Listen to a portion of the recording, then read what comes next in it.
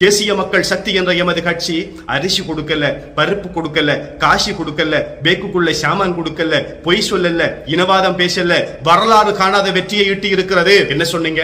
அனுரையின் அலை ஓய்ந்து விட்டது, அனுரையின் அலை ஓய்ந்து விட்டது. அனுரைக்கு ஒரு அலை இருந்தது உண்மைதான் ஜனாதிபதி தேர்தல்ல. அந்த அலை இப்ப ஓஞ்சிட்டு அங்கால இருந்த எத்தனையோ பேர் எங்களோட வந்து சேர்ந்துட்டாங்கண்டு மக்களை குழப்பி தெரிஞ்சங்க.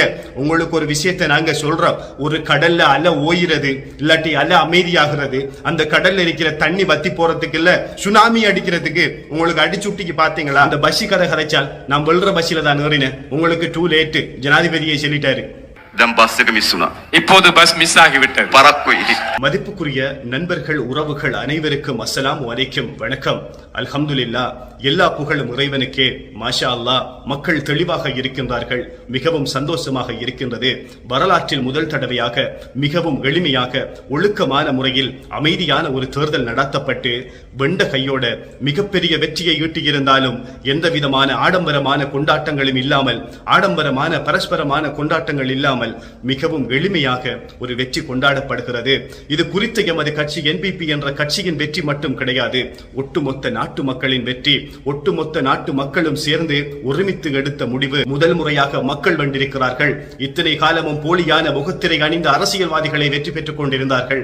முதல் முறையாக எமது நாட்டில் மக்கள் வென்றிருக்கிறார்கள். இனவாத அரசியலை கடந்து, மதவாத அரசியலை கடந்து, ஊர்வாத, பிரதேசவாத, மாவட்டவாத, மாகாணவாத அரசியல்களை கடந்து, மொழிவாத அரசியலை கடந்து ஒட்டுமொத்த மக்களும் ஒரே திசையின் மீது பயணிப்பதற்கு திசை காட்டப்பட்டிருக்கிறார்கள். உங்களின் அரசியல் கட்சி கூட்டங்கள் அத்தனைக்கும் வந்திருக்கிறார்கள்.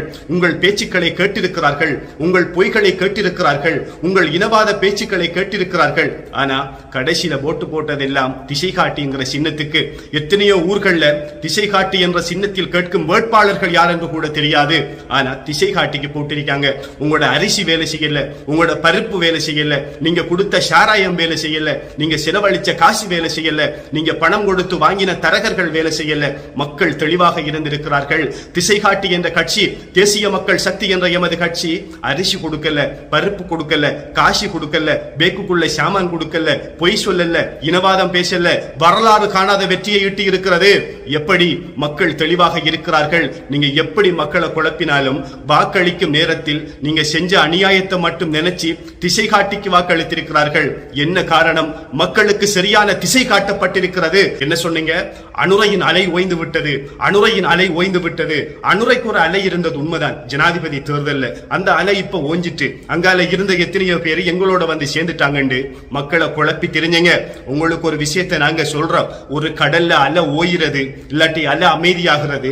அந்த கடல்ல இருக்கிற தண்ணி வத்தி போறதுக்கு இல்ல, சுனாமி அடிக்கிறதுக்கு. உங்களுக்கு அடிச்சுட்டிக்கு பாத்தீங்களா? உங்களோட தேர்தல் பிரச்சாரங்கள் எவ்வளவு கேவலமா இருந்துச்சு. அவனை கழுவி இவன் ஊத்துறதும், இவனை கழுவி அவன் ஊத்துறதும் உண்டு. அனுரகுமார திசாநாயக்க என்பிபி என்ற கட்சியை சேர்ந்தவர்கள் இந்த நாட்டின் எதிர்காலத்தை பற்றி மட்டும் பேசினார்கள். மக்களின் மனதை கவர்ந்தார்கள், வெற்றி பெற்றிருக்கிறார்கள். இதுக்கு புறவாவது ஒருத்தனுக்கு ஒருத்தன் கழுவி ஊத்துறதை நிப்பாட்டுங்க. மக்களின் தலைவர்கள் என்றால் யார்? மக்கள் தேர்ந்தெடுக்க வேண்டும். அது மட்டுமா? இன்னும் ஒரு நகைச்சுவையான விஷயம். மக்களுக்குள்ள ஒத்துமில்ல, மக்களுக்குள்ள ஒத்துமில்ல. வாக்க பிச்சிட்டாங்க. அக்கரைப்பத்து பிரதிநிதித்துவத்தை இழந்துட்டு, பொத்துவில் இழந்துட்டு, மட்டக்களப்பு இழந்துட்டு, சம்மாந்துறை இழந்துட்டு, ஒவ்வொரு ஊர்ல இருக்கிற மக்களுக்கு ஒற்றுமை இல்லை என்று அரசியல்வாதிகளால் குற்றச்சாட்டுகள் சுமத்தப்பட்டுக் கொண்டிருக்கின்றது. நீங்க 4-5 பேர் உங்களுக்கு ஒற்றுமையாக இயலாதா? ஒவ்வொரு கட்சியிலையும் முரண்பாடு இல்லாம, வேறுபாடு இல்லாம, பதவிக்கு ஆசைப்படாம, அதிகாரத்துக்கு ஆசைப்படாம, சமூகத்திற்காக நீங்க ஒற்றுமையா ஒன்றுபட இயலாதா? உங்க 4-5 பேருக்கே ஒற்றுமையா செயற்பட இயலா? லட்சக்கணக்கான, ஆயிரக்கணக்கான மக்களுக்குள்ள நீங்க ஒற்றுமையை எதிர்பார்க்கீங்க. மக்கள் ஒற்றுமையாக வாக்களித்திருக்கிறார்கள். ஒரே திசை காட்டியின் கீழ் வாக்களித்திருக்கிறார்கள். சகல மாவட்டங்களிலும் ஒரே தீர்மானத்தை எடுத்திருக்கிறார்கள். உங்களுக்கு பின்னுக்கு நின்ற மக்கள் கூட கடைசி டைமில் தண்ட மனசாட்சிக்கு பயந்து திசை காட்டிக்கு புள்ளடி போட்டிருக்கிறார்கள். மக்கள் இந்த முறைதான் ஒற்றுமையா வாக்களித்திருக்காங்க. மக்கள் மேல குற்றத்தை சுமத்திரத்தை விட்டுப்பட்டு எதிர்வரும் காலங்கள்ல நீங்க எப்படி ஒற்றுமையா செயற்படலாம் என்று யோசிங்க. ஒரு மனுஷனை பத்தி அவதூறு பேசினாலே அல்லாஹ் நம்மளை மன்னிக்க மாட்டான். ஒரு மரணித்த மனிதரை பத்தி இல்லாத பொல்லாதத்தை பேசினாலே அல்லாஹ் நம்மளை மன்னிக்க மாட்டான். நீங்க ஜனாசாக்களோட விளையாடின மிகவும் சந்தோஷமான விஷயம். அல்ஹம்துலில்லாஹ். 20க்கு கை உயர்த்தி இனவாதிகளுக்கு அதிகாரத்தை கொடுத்துவிட்டு ஜனாசாக்கள் எரிக்கப்படும் பொழுது அமைதியாக எம்பியாக இருந்தவர்கள் எங்கே? அந்த 7 பேரும் எங்க? ஒத்தரும் இல்ல. ஒரே ஒரு ஆள் வந்திருக்கலாம், ஒரு சில தலைவர்கள் பாராளுமன்றத்துக்கு போயிருக்கலாம். போனாலும் காத்து போன பலூன் மாதிரி சத்தம் போடாம இருக்கணும். அமைச்சும் இல்ல, அதிகாரமும் இல்ல. அவங்களுக்கு பாராளுமன்றம் கிடைத்திருப்பது அல்லாஹ் கொடுத்த ஹுக்கும். ஒரு கட்சியின் தலைவர் என்றால் தனது தனித்துவத்தோடு சொந்த சின்னத்தில் கேட்டு வெல்ல வேண்டும். டெலிபோன்ல தூங்கிக்கிட்டு வந்து பாராளுமன்றத்துக்கு அல்லாஹ் எடுத்திருக்கிறது.